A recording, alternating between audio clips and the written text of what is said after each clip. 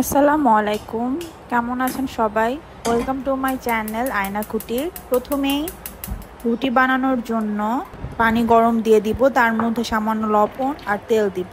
আর মাংস রান্না করার জন্য আমি এখানে বুটের ডালটা কিছুক্ষণ ভিজিয়ে রেখেছিলাম, মিনিমাম 2-3 ঘন্টা। তারপরে এখন প্রেসার কুকারে 2টা সিটি আসা পর্যন্ত রান্না করে নিব। আর মশলা কষিয়ে নিব মাংস রান্না করার জন্য।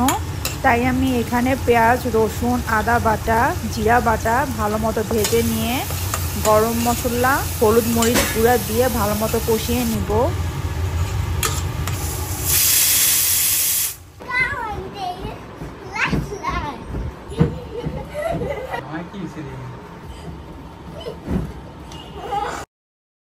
এখন আমি এখানে মাংসটা দিয়ে দিব। এখানে আমি খাসির মাথার মাংস ইউজ করছি। খাসির মাথাটা আমি ভালো মতো প্রথমে পরিষ্কার করে ছোট ছোট পিস করে নিয়ে তারপরে হলুদ গরম পানিতে হালকা সিদ্ধ করে নিয়েছি। সিদ্ধ করে পানিটা আমি ফেলে দিয়েছি। আর এখানে আমি বানাচ্ছি চালের রুটি। চালের রুটির পানিটা একটু ভালো মতো জাল হলে রুটিটা খেতে ভালো লাগে। আর যদিও আমি রুটি ভালো মতো বানাতে পারি না।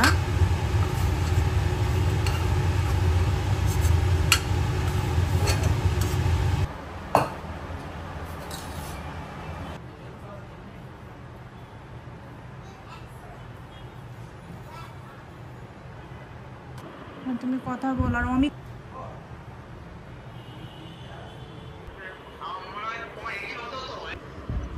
ফলমি আম্মুর সাথে কথা শেষে এসে দেখলাম ডোটা ঠান্ডা হয়ে গিয়েছে, তাই ভালো মতো এখন মতে নিব।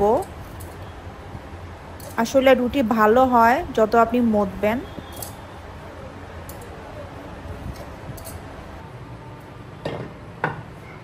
আমার রুটি যদিও গোল হয় না, চেষ্টা করি, যেহেতু রেগুলার রুটি বানানো হয় না। আমার হেল্পিং হ্যান্ড আমাকে রেগুলার রুটি বানিয়ে দেয়, তারপরও মাঝে মধ্যে চেষ্টা করি বানাতে।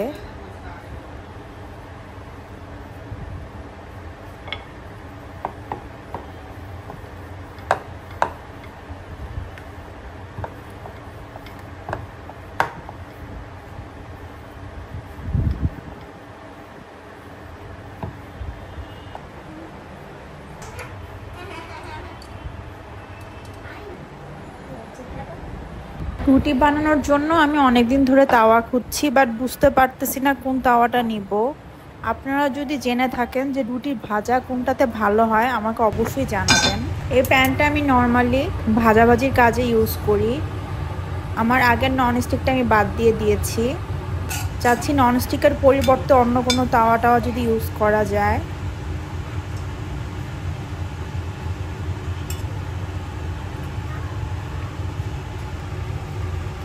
এদিকে আমার মাংসটাও হয়ে গিয়েছে, তাই আমি বুটের ডালটা দিয়ে দিলাম।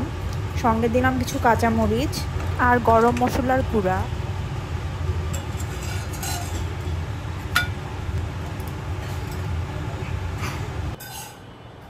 নতুন কিছু প্লেট এনেছিলাম। প্লেটগুলা স্টিলের। এখন একটু ওয়াশ করে নিব। 2টা প্লেট আর ছোট্ট একটা বাটি এনেছিলাম। 350 টাকা করে মনে হয় একটা প্লেট পড়েছিল আমার। কোয়ালিটি খুবই ভালো।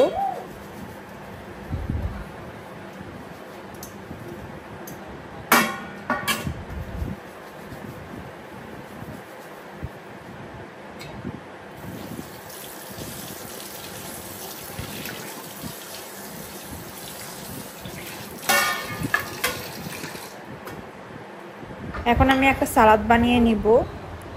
এখানে আমি শসা, গাজর আর বিটরুট নিয়েছি। বিটরুটটা আমি একটু কালারের জন্য হালকা দিব।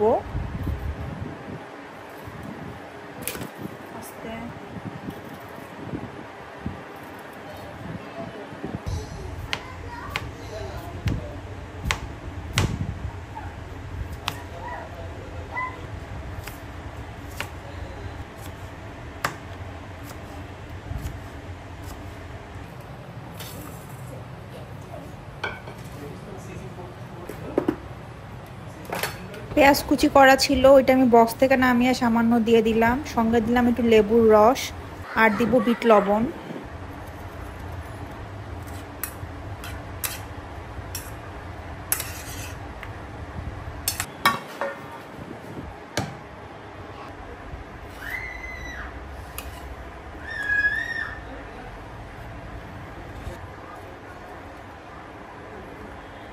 হয়ে গেল আমাদের রাতের খাবার।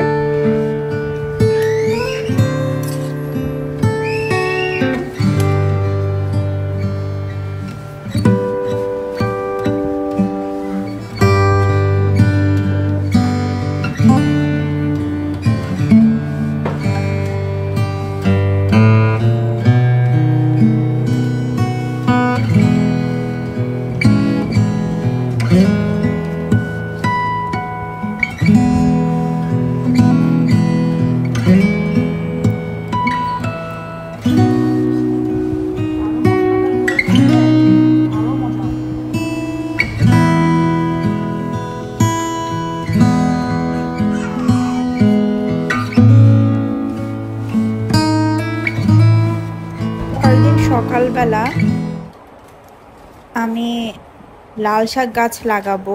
বাসায় আমের একটা ঝুড়ি ছিল, ভাবলাম ওটার মধ্যে পলিথিন দিয়ে শাক লাগিয়ে ফেলি।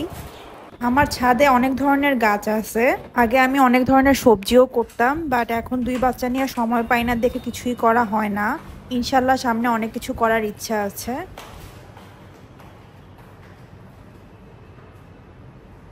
এখানে আমি চেরি ফল পাড়তেছি। আসলে আমার গাছে এত চেরি হয় মাশাল্লাহ, পাখিরাও প্রচুর পরিমাণ চেরি খায়। আর আমি সবসময় ফলগুলো আনি না, পাখির জন্য রেখে দেই।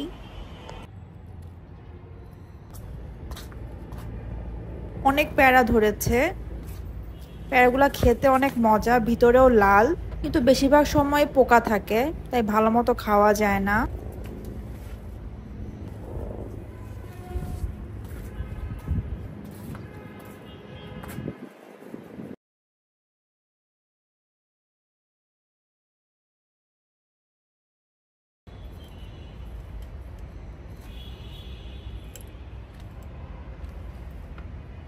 আমি মাটিগুলা বাস্কেটের মধ্যে নিয়ে নিয়েছি। যেহেতু আগে এই মাটির মধ্যে গাছ ছিল, তাই এক্সট্রা শিকড়গুলো আমি ফেলে দিব। ফেলে দিয়ে ভালো মতো মাটিগুলো ঝুড়া করে নিব। তারপরে আমি বীজগুলো সুন্দর করে ছিটিয়ে মাটিগুলো একটু সমান করে দিয়ে পানি দিয়ে দিব।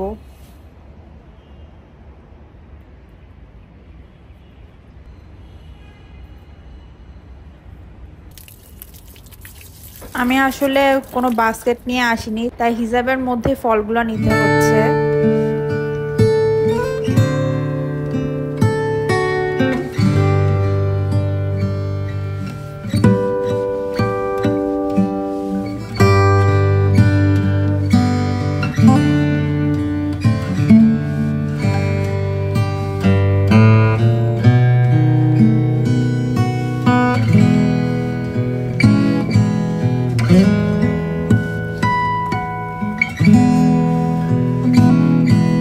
বাইরে এত গরম ছিল, গতকালের যে রাতে খাবারটা রয়ে গিয়েছিল মাংসের, ওইটাই আমি বসিয়ে দিব।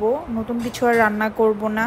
এটার মধ্যে সুন্দর করে 2টা ডিম ছেড়ে দিব, উপরে সামান্য লবণ দিয়ে দিব। এটাই রুটি দিয়ে খেয়ে নিব।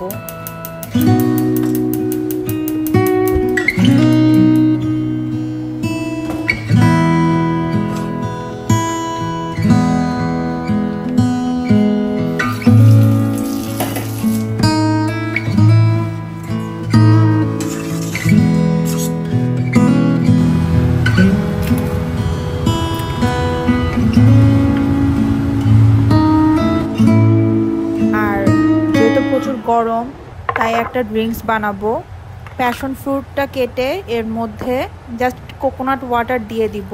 আপনারা চাইলে এখানে সুগার অ্যাড করতে পারেন, বাট আমি যতটা পারি চিনি কম খাই। এই গরমের মধ্যে প্যাশন ফ্রুটটা খেতে খুবই ভালো লাগে, টক টক। আর ডাবের পানির সাথে মিক্স করলে একটু হালকা মিষ্টিও লাগে। কম্বিনেশনটা জোস, আপনারা ট্রাই করতে পারেন।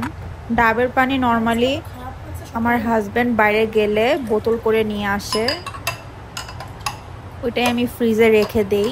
যখন দরকার হয় নামিয়ে ইউজ করি।